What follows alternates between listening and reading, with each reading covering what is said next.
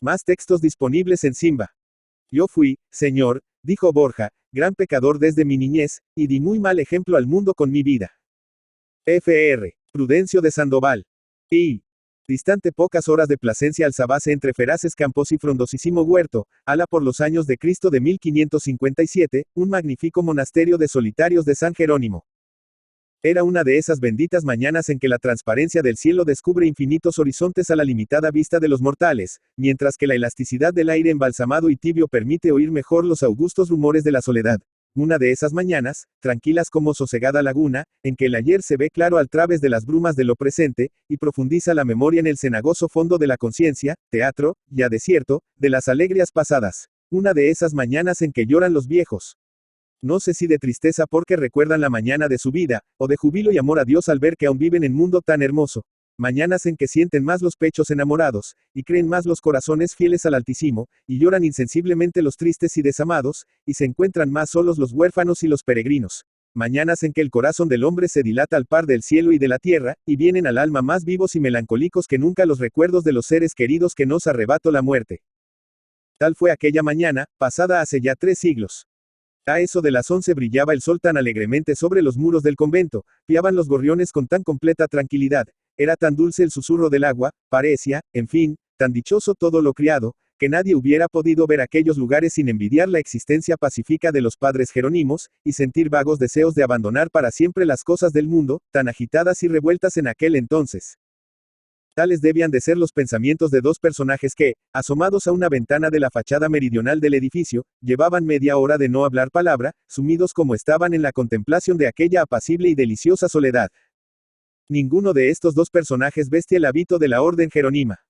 Uno de ellos llevaba el traje negro talar que aún usan nuestros sacerdotes, y el otro una humilde ropilla negra, sin espuela, armas, ni ningún distintivo que pudiera dar a conocer su condición en el mundo. El eclesiástico tenía 46 años, pero aparentaba muchos más.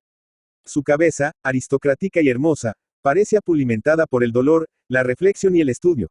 Y Reis una cabeza amarilla, medio calva y medio cana, surcada de arrugas y cruzada por hinchadas venas, prominentes, que indicaban fortaleza y resolución, viniendo a ser, para quien conociera la vida de aquel hombre, las tirantes bridas con que una voluntad de hierro tenía a raya sus pasiones.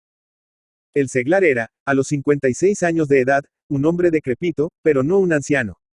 Su elevada estatura se encorvaba ya hacia la tierra, tanto por un ligero vicio de conformación, como agobiada por largos días de rudos trabajos. Conocíase a primera vista que sobre aquellos robustos hombros había pesado un mundo de trabajos, así como sobre la frente del otro un mundo de pensamientos.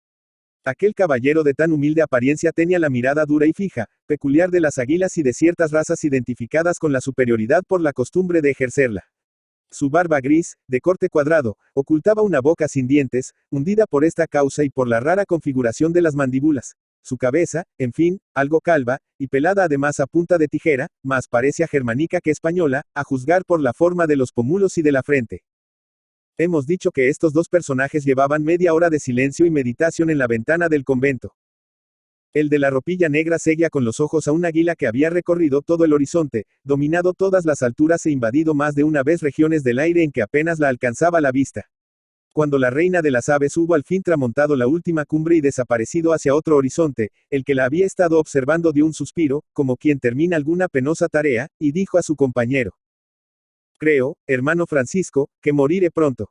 «Señor», murmuró el clérigo estremeciéndose.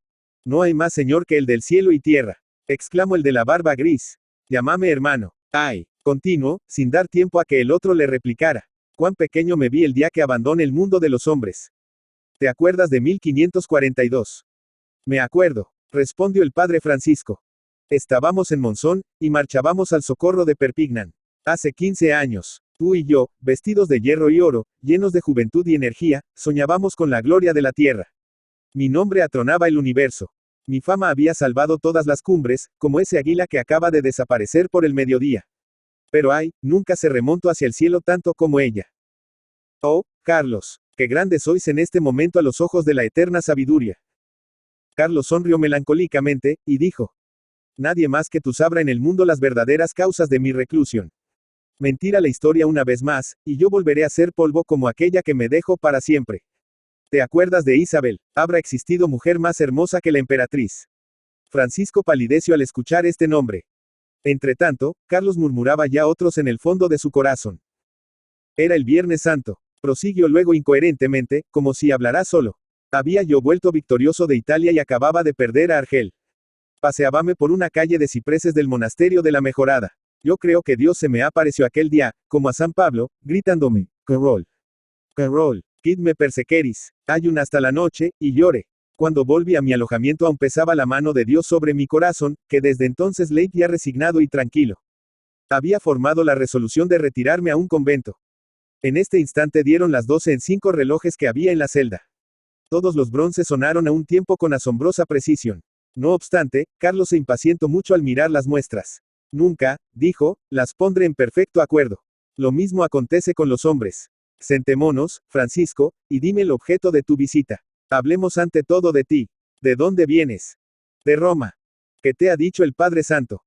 He vuelto a rehusar el capelo, pero he obtenido de su santidad cuanto deseaba en favor de la compañía. Si Dios ayuda a nuestros herederos, habremos logrado lo que vos intentáis inútilmente con vuestros relojes. ¿Qué habréis logrado, pues? Poner de acuerdo dos cosas, el cielo con la tierra. Loyola será canonizado. Y tú también, Francisco. Yo no, yo fui, Señor, gran pecador desde mi niñez, y di muy mal ejemplo al mundo con mi vida. Y si vengo a vos desde tan lejos, es porque, para acallar los gritos de mi conciencia, necesito que me perdonéis. Y el clérigo se arrodilló humildemente delante del caballero. Este lo alzó, estrechólo en sus brazos y le dijo con dulzura. Habla, Francisco, desde el claustro se perdona todo, porque todo es nada. Así me perdone Dios tantos y tantos errores como me hicieron cometer la vanidad mundana y la concupiscencia. Y los nombres que retumbaban en su corazón llegaron a estremecer sus labios. Pero no los pronuncio en voz alta. Francisco habló de esta manera. 2. Sabéis, Señor, la historia de mi desacertada juventud. Primogénito de una de las más ilustres casas de España, y nieto, como vos, de Fernando V el Católico. Criado en la corte al lado de vuestra hermana Catalina, como su paje de honor, halagado por la suerte, vencedor en los combates, bien mirado de las damas, mi soberbia creció con los años a tal punto que, cuando apenas tenía uso de razón, a la edad de 16 años, ay, insensato, había olvidado a Dios. La vida de la tierra se me ofrecía tan agradable y tentadora, que reduje a ella las miras de mi espíritu. Más pronto toqué la vanidad y la amargura de los placeres mundanales, y halléme sin cielo ni tierra, solo en el vacío de mis desengaños, joven y robusto como el primer hombre, pero más desgraciado que él, puesto que yo había perdido dos paraísos, el terrenal y el eterno, sin que me quedaran para consuelo el trabajo, la ignorancia, la curiosidad y una compañera del corazón. Ay, mi tristeza no tenía límites. Mi alma me pedía alimento a grandes gritos, y yo no tenía alimento que darle. El ocio, pues, el hastio, el cansancio, la duda, corroyeron las fibras de mi corazón, que se quedó aislado y huérfano en medio de mi pecho, como una isla desierta en medio de los mares. Nacido al amor y a la caridad, sin objeto a que consagrar mi ternura, no bastante desgraciado todavía para conocer que solo en Dios podía hallar el descanso y la nutrición de mi espíritu, buscaba en vano por la tierra alguna cosa digna de mi amor, de mi aspecto, de mi fe, de mi religiosidad. Perdonadme, César, todo esto lo encontré en vuestra esposa. Carlos arrugó la frente. El jesuita bajó la suya y besó la mano al caballero. Continuad, padre, dijo este con sequedad. Oh, qué penosa confesión, exclamó el sacerdote, y cómo la necesitaba mi conciencia. Pero tranquilizaos, señor, la emperatriz, no os oye desde el cielo. Duque, vete al diablo, gruñó Carlos V, quien, al sonreírse, dejó ver la oscura cueva de su boca desdentada. Cuéntame eso, que me parece muy curioso. ¿Con qué te enamoraste de mi aeca vetet superat? Nos prendimos a un rey de Francia y a un pontífice de Roma. Los hombres somos peores que los diablos. ¿Y qué tal don Felipe, nuestro augusto sucesor? Sabrás que soy un vasallo y le dirijo memoriales. Felipe es todo un hombre, que sabe no querer a su padre, a Carlos V, emperador de dos mundos. Oh, mi Felipe será un gran rey, particularmente para vosotros. Yo no me hubiera atrevido a tanto. A ver, la una. Voy a dar cuerda a mis relojes, dijo, y se levantó, dejando atónito al jesuita. Indudablemente el emperador había sentido algo como el aguijón de los celos. Comprendiólo así el padre Francisco, y para reducir de nuevo a la seriedad a aquella fiera herida, díjole tristemente. Hermano Carlos, he venido por vuestro perdón. Pensad que sois cristiano, y hasta casi monje. El emperador guardó silencio. Arregló los relojes con prolijo cuidado, y tornó a sentarse, grave y majestuoso como si estuviese ante la dieta. Habla, dijo. San Francisco de Borja, pues así se llama hoy aquel jesuita, hablo de la manera siguiente. 3. El día que os casasteis con la infanta de Portugal, estaba yo allí, en la Catedral de Sevilla. No sé si os acordáis. Llamasteis, Señor, las 3 gracias a aquella inolvidable señora, la princesa más hermosa que ha conocido el mundo. Que mucho, pues, oh Majestad, que yo la encontrase digna de la adoración que rehusaba a Dios y a sus criaturas. Sus hechizos, su virtud, su grandeza y, sobre todo, la idea de que nunca sería para mí ni tan siquiera una de sus miradas dieron cuerpo al deseo indeterminado que perseguía a mi alma en la soledad de mi existencia. En amarla empleé toda mi fuerza, toda la fe, toda la vida que me abrumaba por falta de objeto. Ya tenían rumbo mis ideas y alimento mis horas. Ya no estaba vacío el mundo, pues se hallaba en él la emperatriz. Verla, seguirla a lo lejos, oír el acento de su voz, era mi cruz y mi paraíso. Al empezar a amarla la había perdido para siempre. Porque amaba lo irrealizable. Estaba, como el escultor de la fábula, enamorado de una piedra. Esa piedra era lo imposible. Tal fue y había de ser forzosamente el resultado de mi maldad y disipación. La soberbia, la rebeldía, el pecado de Lucifer. Perdonadme, Señor, por lo mucho que padecí entonces y por lo arrepentido que me veis ahora. El emperador estaba inmóvil, sombrío, no ya de celos, sino de remordimientos. Aquel amor insensato de que hablaba San Francisco, aquella lucha de una temeraria voluntad con lo prohibido, con lo vedado, con la manzana fatal de Eva, hallaba sin duda tristes resonancias en las cavernas de su memoria. Habla, Francisco, habla. Balbuceo. Dime que fuiste débil, que el demonio te hizo su esclavo, que. Pero no, no lo digas. A pesar de todo, yo amé siempre a mi mujer. Podéis seguir amándola, replicó el santo con inefable melancolía. La emperatriz no conoció nunca el doloroso culto que yo le tributaba. Obtuve su amistad y la vuestra. Vos añadisteis a mi título de duque de Gandhi el de marqués de Lombay, y la emperatriz me hizo su caballerizo mayor. Desde entonces estuve a su lado, la vi a todas horas, me habitué a no tener esperanza, y adoro su rostro como los indios adoran al rey de los astros, mirándolo en silencio. Pero ni este descanso me permitió la justa ira celestial. La emperatriz puso decidido empeño en que yo me casase con una de sus damas, con doña Leonor, que ya mora en el santo asilo de los mártires, y yo obedecí. Y me casé. De aquí en adelante, mi corazón fue un infierno. Mi esposa era digna, por sus virtudes y su hermosura, de que yo le hiciese feliz, y, visto que no podía lograrlo, decidí no hacerla desgraciada. Huí, pues, de la una y de la otra. Dijo Carlos V, apretando los labios, ya que no mordiendo celos, porque esto era materialmente imposible. Te digo que serás canonizado. Lancéme a la guerra, prosiguió Borja, demandando a las fatigas de la batalla la muerte o el olvido. Inútil afán. Combatí con vos a Barbarroja en África. Penetre en Francia a vuestro lado. Llené mi vida de obligaciones, fui virrey de Cataluña y maestre de Santiago, paso el tiempo. Todo perdido para mi redención. La muerte me respetaba en las batallas. Y la ausencia exasperaba mi amor, lejos de amortiguarlo. Y aún mi rebelde corazón no había intentado acudir al eterno Padre de los hombres sin ventura. Y aún no me había ocurrido apelar al sumo Dios. Pronto vino el dolor en ayuda de mi fe vacilante. Llegó el año de 1539. El emperador se estremeció al escuchar esta fecha. Hallábame yo en Toledo. Prosiguió Borja, era el 1 de mayo, día de San Felipe y Santiago, jueves. Hacia una mañana tan hermosa y tranquila como esta. Ese mismo sol, ese mismo cielo, presenciaron la horrible desdicha. El jesuita calló un momento, y luego exclamó. Pasad, vapores terrenales, que venís a enturbiar el oriente de mis eternos días. Carlos V se acariciaba las barbas con visible impaciencia, como temeroso de llorar. San Francisco, repuesto ya de aquella emoción, tomó de nuevo el hilo de su relato con voz más lenta y apagada, y dijo así. Aquella mañana había yo acompañado a misa a la emperatriz, y a la vuelta, después de haberla dejado de visita en casa de don Diego Hurtado de Mendoza, paseábame solo por la orilla del Tajo. De pronto llegó a mis oídos el estruendo de la campana mayor de la catedral. No sé por qué me estremecí. Al cabo de un momento mi terror tuvo ya causa. La campana plañía el toque de los agonizantes, y aquella campana, la campana mayor de la catedral de Toledo, no podía anunciar otra muerte que la vuestra, la de vuestra esposa o la del Papa. El día se oscureció a mis ojos, dio un frío, y caí de rodillas en tierra. Cuando me reporté, corrí a casa de Hurtado de Mendoza. Allí no había nadie, ni tan siquiera criados. ¿Dónde estaba la emperatriz? Las oleadas de la muchedumbre me arrastraron a casa del conde de Fuensalida, donde supe que Isabel de Portugal, emperatriz de Alemania y reina de España, acababa de abandonar la tierra al dar a luz un niño muerto. Para el que está ausente de Dios, para el que está solo en la tierra, para el que no piensa en la otra vida, la muerte de los seres queridos es una desesperación semejante a la del infierno. Entonces el dolor es cólera, es impotencia, es condenación. El creyente que pierde a una prenda amada, padece como Adán arrojado del paraíso, el impío puesto en la misma situación, padece como Lucifer arrojado del cielo. Ah, yo padecía sin esperanza. Y ni aun este aviso de Dios fue suficiente a despertar de su letargo mi pecho empedernido. Todavía no estaba colmada la copa de mi amargura, como lo estuvo pocos días después.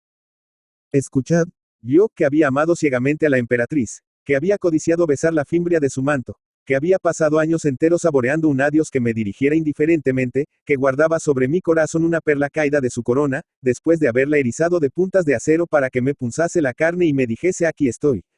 Yo, en fin, que hubiera dado el resto de mi vida por pasar una hora a sus pies, como ante una santa.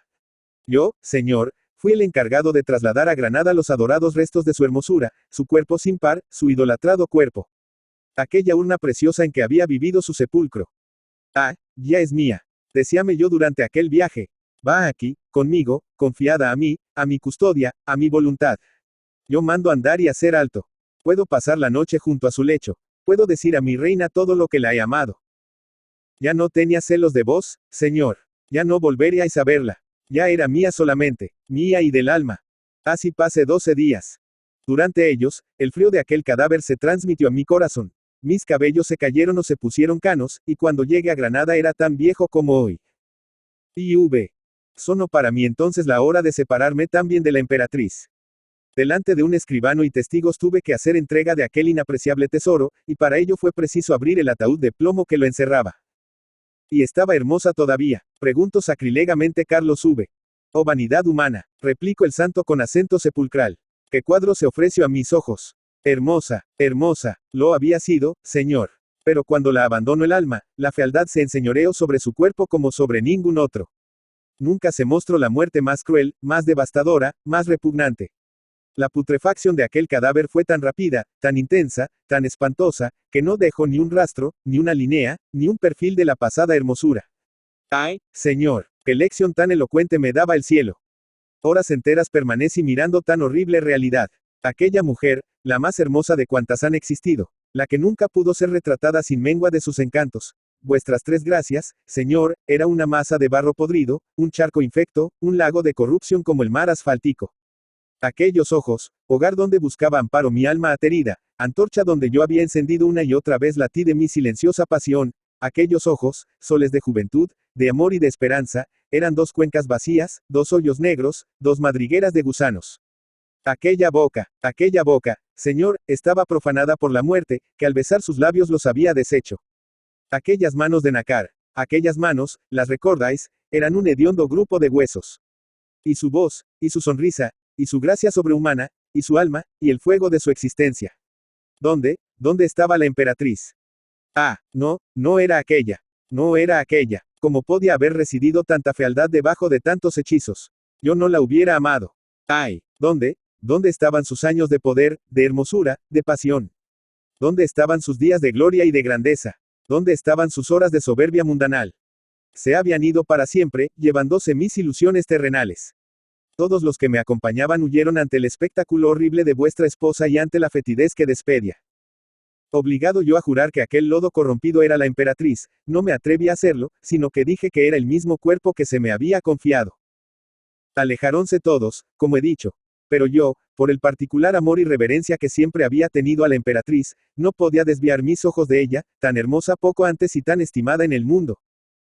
Quedé allí solo, e hice propósito de renunciar al mundo para pensar en mi alma, porque al ver ante mí la mayor belleza y el más alto poder convertidos en tan inmundo y despreciable polvo, no pude menos de volver la vista hacia el eterno reino de Dios, donde es imperecedera la hermosura del alma.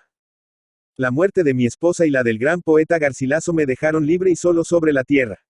Hicéme sacerdote, y aquí me tenéis, aliviado de las falsas grandezas con que aparecí en el mundo, humillado ante vos, esperando el perdón de lo mucho que os he ofendido con el pensamiento. Carlos V se enjugó una lágrima con el revés de la mano, y levantó a San Francisco de Borja, diciéndole con la efusión más verdadera que experimentó en toda su vida. Este es mi cabo de buena esperanza. Francisco, has fortalecido mi resolución. Vuelve con frecuencia. Ahora, déjame. Yo te perdono. Reza por mí, dijo, y mientras el santo se retiraba silenciosamente, él apoyó la cabeza en las manos y los codos en la ventana. De aquel modo vio al jesuita montar en su mula y partir. Contemplo de nuevo la eterna juventud de la naturaleza. Oyo a lo lejos mentalmente el rumor del mundo, de la gloria, de la política, de los campamentos. Vióse luego viejo y achacoso, comprometido con la historia a morir oscuramente en aquel retiro. Y lloro con desconsuelo, pronunciando varias veces y con cierta amargura el nombre del hermano y del hijo en quienes había abdicado las dos soberanías más poderosas de la tierra, el nombre de Fernando, emperador de Alemania, y el de Felipe, rey de las Españas. Epílogo. 3 veces volvió a visitar Francisco de Borja al monje de Yuste. Una de ellas lo comisionó para que diera el pésame a la familia real de Portugal por la muerte del rey, y al decir de un cronista, le entregó las memorias de su vida para que las enmendase, pues el emperador, lo mismo que Julio César, se ocupaba en escribir la historia de sus campañas. La otra vez le habló e hizo encargos sobre sus 2 hijos ilegítimos, Margarita, que reside en Ondenarda, y Juan, que vivía en Ratisbona. Este bastardo se llamó más tarde Don Juan de Austria. En fin, la última vez que el ilustre jesuita volvió a Yuste, se encontró con la muerte de Carlos V, verificada a las 2 de la noche del 21 al 22 de septiembre de 1558, y aún hoy es famosa la oración fúnebre que predicó el santo en las honras del emperador. Borja sobrevivió 14 años al César, y después de ser general de los jesuitas, cuya compañía le tiene por segundo fundador, y de haber rehusado otras muchas veces el capelo cardenalicio, murió el día 30 de septiembre de 1572. Guadix, 1853. Pedro Antonio de Alarcón.